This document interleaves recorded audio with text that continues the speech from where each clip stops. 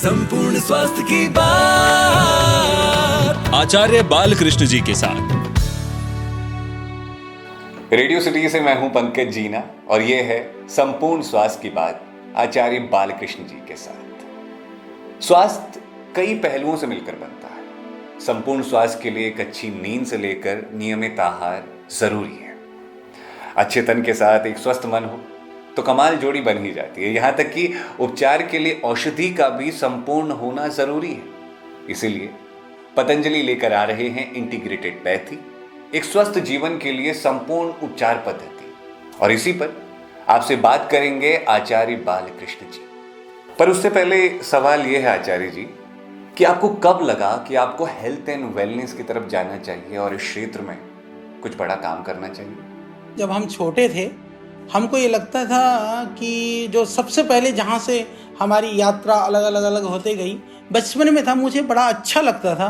कोई वेद मंत्रों का उच्चारण करता था, श्लोक या थोड़े आध्यात्मिक रुचि टाइप जैसे होती है ना, तो उस टाइप वाले में मेरे को बड़ा अच्छा लगता था। कोई पंडित जी से पढ़ रहा है, बोल रहा है, ऐसा कर रहा है, तो मेरे को बड़ा अच्छा लगता था। और थोड़ी सी घर की प्रवृत्ति थोड़ी आध्यात्मिक थी, तो मुझे लगता था कि मुझे भी ना ऐसे ही विद्वान बनना है। तो ऐसा सोचते सोचते फिर हम निकल गए संस्कृत पढ़ने के लिए। फिर गुरुकुल में पढ़े तो गुरुकुल में हमको लगा, लोगों ने फिर वहाँ पढ़ते पढ़ते कि साधना करी जाती है, उसके लिए तपस्या भी करी जाती है। फिर जीवन क्या है, ये जीवन तो अनित्य है, ईश्वर तो जो है नित्य है। फिर हमको लगा कि अनित्य है तो क्यों खोना अपने आप को, फिर नित्य के लिए ढूंढो। फिर वहाँ से निकल लिए जंगल में। तो ज़्यादा तो पता नहीं था, अब लोग तरह बुद्धिमान होता तो हम भी कहीं सुटेड पुटेड रहते। तो बुद्धि जब अलग धारा में निकल पड़ी तो हम चल पड़े।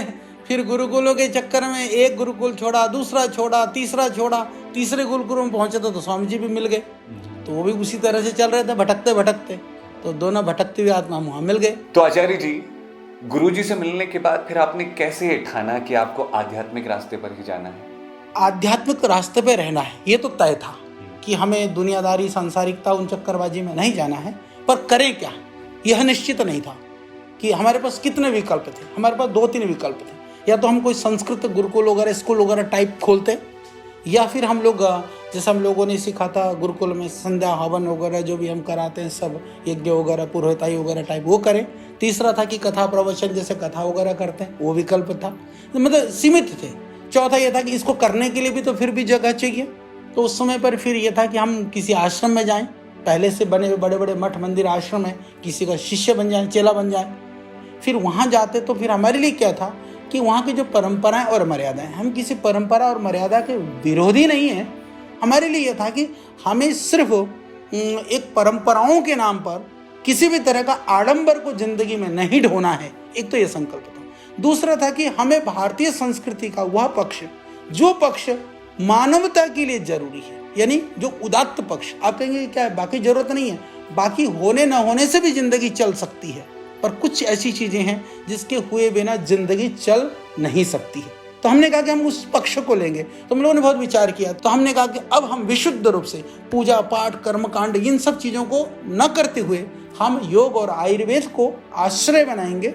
योग और आयुर्वेद को आधार बना करके हम अपने जीवन को या अपनी यात्रा को या अपने विचार को हम आगे बढ़ाएंगे। संपूर्ण स्वास्थ्य की बात में आगे और भी जानेंगे उनके जीवन के बारे में, उनके विचारों के बारे में जानेंगे, कैसे उन्होंने योग और आयुर्वेद के साथ यात्रा को आगे बढ़ाया। सिर्फ रेडियो सिटी के एकमात्र शो संपूर्ण स्वास्थ्य की बात आचार्य बालकृष्ण जी के साथ में।